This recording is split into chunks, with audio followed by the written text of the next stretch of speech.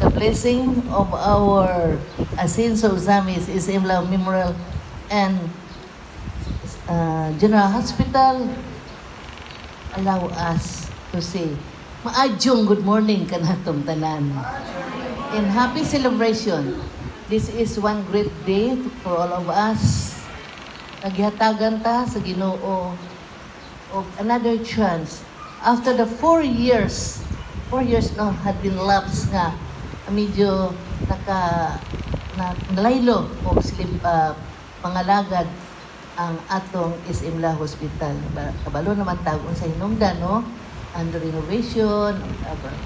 Well, anyhow, karong panahon na kami malipayon tayo, si Mayor Indy Waminag Jr., maugyod, naningkamot, nga ma-reopen ang atong Isimla. Kaya kami mapunay sangkuan sa atong mga katawhan sa Uzamis for medical assistance.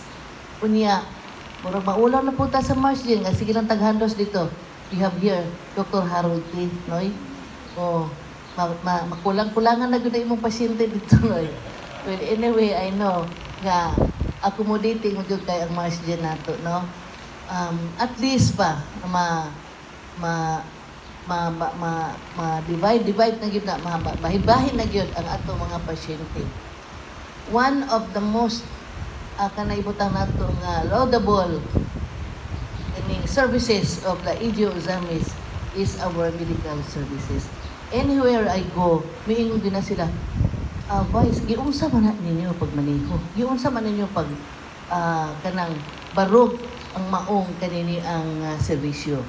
Because in some NGO, they could hardly sustain these medical services. Anak magido, we have to hire good professional doctors, no? Then what about the medicines? Unsa pa uban mga serbisyo nga atong ihatag sa mga katawhan? It is but hardly. Yung ko, it was because of the good governance of Mayor Indy. Lakpakan na to, di? The Waminal administration is really looking forward kung unsa gyud mahatag sa mga katawhan. And one of the services nga gitutukan gyud mao gyud ang atong medical services. Aside from the scholarship program nga atong natagamtam sa atong mga katawhan sa syudad sa Uzamis and even throughout Misamis Occidental. We are so very fortunate that we have good leaders nga ingon ni ini nga ang gilantaw, it's not for your own selves, kundi it's the good and kanang sa mga kaayuhan sa mga katawhan Uzamis City, to the district, and the whole of Misamis Occidental. We owe so much from them, ay sila po gitagaan o kusog, kahibalo, nga kita malagaran. Kita maningkamot po ta, nga ni at kita karon nga ni asa, frontline services, especially our medical professionals nga ni karon.